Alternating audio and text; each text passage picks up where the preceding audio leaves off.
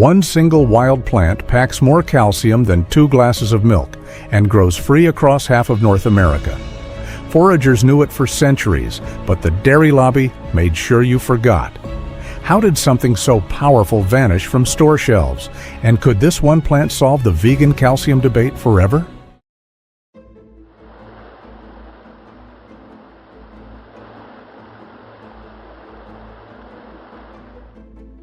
Dandelion greens. Most people pull this plant out without thinking, but dandelion greens carry 187 milligrams of calcium per 100 grams, which already beats milk. And the wild part? They've been feeding humans far longer than dairy ever has. Every spring, dandelions push through soil before most garden crops even sprout. Early settlers counted on them after long winters. In the 1700s, French farmers encouraged them in fields the same way we encourage lettuce today. Across the Atlantic, Cherokee healers use the leaves as a spring tonic.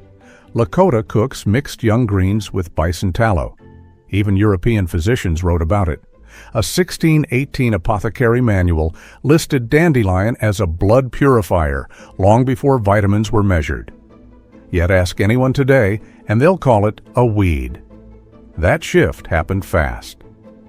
By the 1950s, lawn care ads were pushing the idea that a clean lawn meant success. Companies sold herbicides by telling families that dandelions meant laziness. Within one generation, food turned into a cosmetic flaw. But let's go back to the numbers for a moment.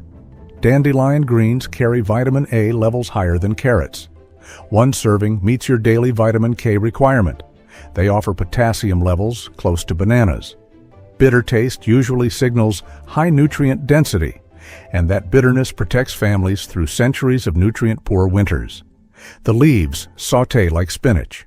The rots roast into a caffeine-free coffee substitute. The flowers turn into wine. One plant gives you 3 foods before you even reach for a knife. So why did we trade a nutrient giant for a perfect lawn?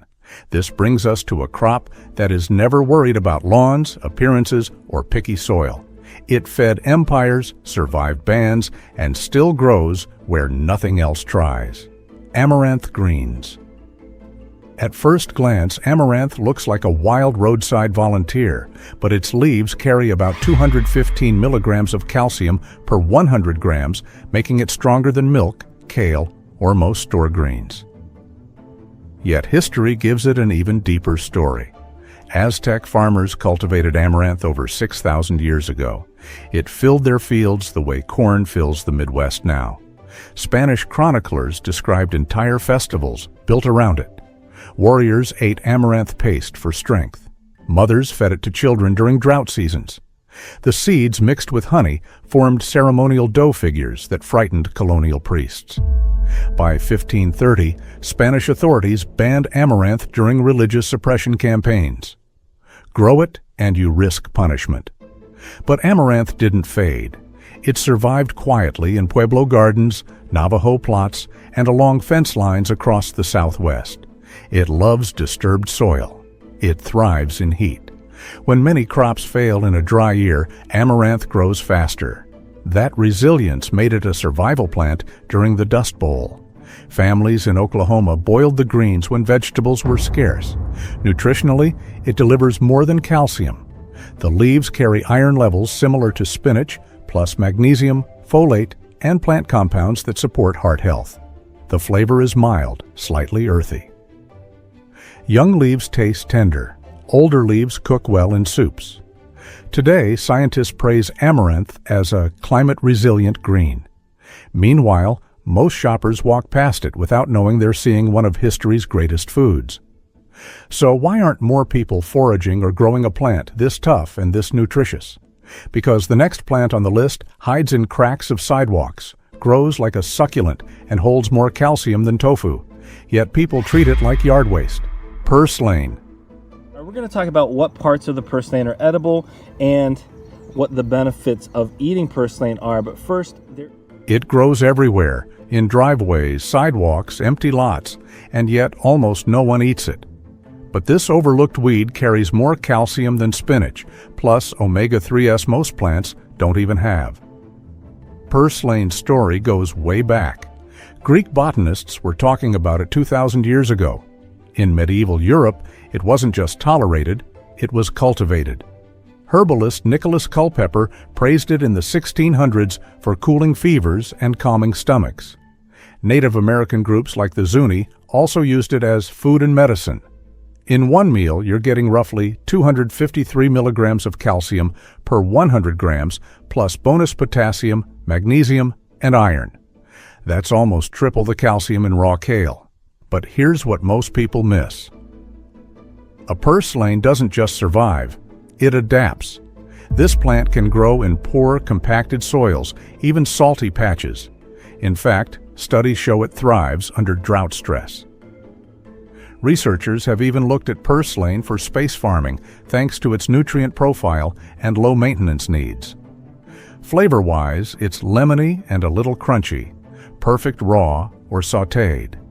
Its mucilaginous texture actually soothes digestion, and modern studies are exploring it for diabetes control and inflammation. It's that powerful. Yet modern food systems discarded it. Supermarkets don't stock it. Even permaculture books sometimes skip over it. And most foragers pull it thinking it's just another weed. It's the perfect example of how convenience culture buries nutrient-rich foods in plain sight. Want to harvest your own? Look for smooth, red-tinted stems, paddle-shaped leaves, and a mat-like growth. Avoid plants growing near pollution or sprayed lawns. Wash it thoroughly, then toss into salad or stir-fry. And while this wild green hides in plain sight, another one grew where empires fell, once part of royal diets, now nearly forgotten in roadside ditches. It holds more calcium than whole milk. Mallow.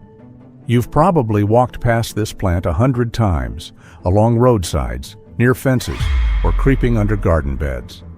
But here's the twist. It holds more calcium than spinach, almost as much as yogurt. Mallow wasn't some obscure herb in ancient times. It was standard fare. Romans used it regularly. Pliny the Elder even mentioned it in his Natural History around 77 AD. He claimed it keeps a man from every disease. That's no small praise from Rome's top naturalist. It shows up in early medieval texts too. Monks in 9th century Europe grew mallow in herb gardens for both medicine and food. The whole plant is edible, leaves, flowers, stems. You could boil it like spinach or dry it to thicken soups. And its calcium content? Around 275 milligrams per 100 grams, more than you get from most dairy alternatives. But it wasn't just the nutrients. Mallow was valued for how it made people feel. Its mucilage, a kind of natural gel, soothes inflammation. Traditional medicine used it for sore throats, coughs, and gut troubles. The Cherokee and Iroquois used wild mallow in similar ways, as a calming, cooling food and remedy. It's the kind of plant that thrives quietly. Hardy in poor soil, low maintenance, still shows up all across North America and Europe. But somewhere along the way, it got ignored, dismissed as a weed, stripped from diets, left out of books and menus. Today, foragers and herbalists are bringing it back. Just crush a leaf between your fingers. You'll feel that silky texture. That's the soothing compound people once depended on. And just as mallow kept ancient diets strong, another plant helped treat wounds, clear infections, and rebuild weak bones, with calcium levels above most leafy greens.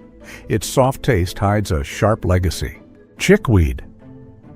It looks fragile, thin stems, soft leaves, white star-shaped flowers. But behind that delicate look is a wild green with surprising strength. It holds more calcium than most leafy vegetables. Chickweed grows fast. Some say it can go from seed to harvest in under a month. You'll find it in cool, shady corners, popping up wherever soil stays moist.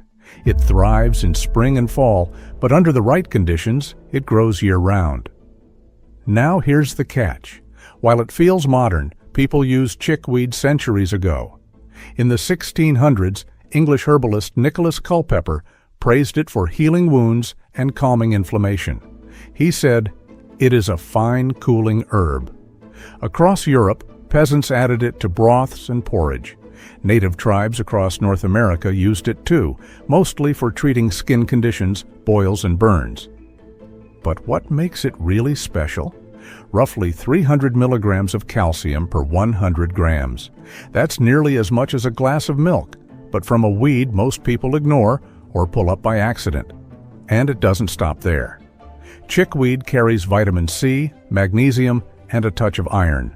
Some chefs today call it a living salad green. It has a mild, almost sweet taste. No bitterness like dandelion or toughness like kale.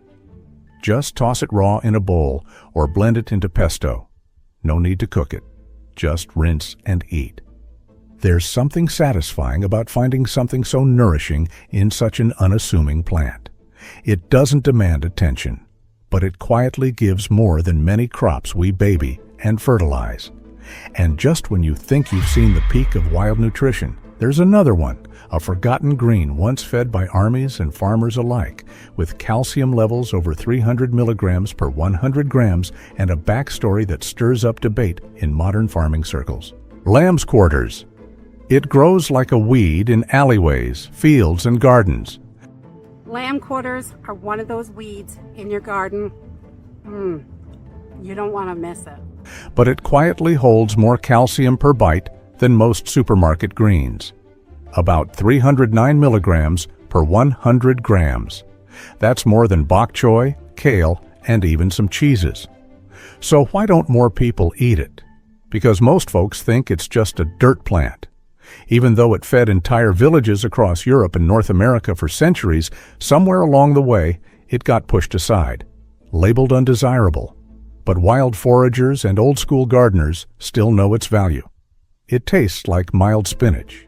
You don't have to do much. Steam it, sauté it, or throw it into soups. But here's the twist. While spinach gets all the fame, lamb's quarters may actually be better for your bones. Less oxalate, more absorbable calcium. Back in the 1800s, settlers and indigenous families alike harvested it regularly. The seeds, tiny and black, were sometimes ground into flour. But the leaves? That's where the real nutrition was hiding. They're packed with calcium, magnesium, and vitamin A.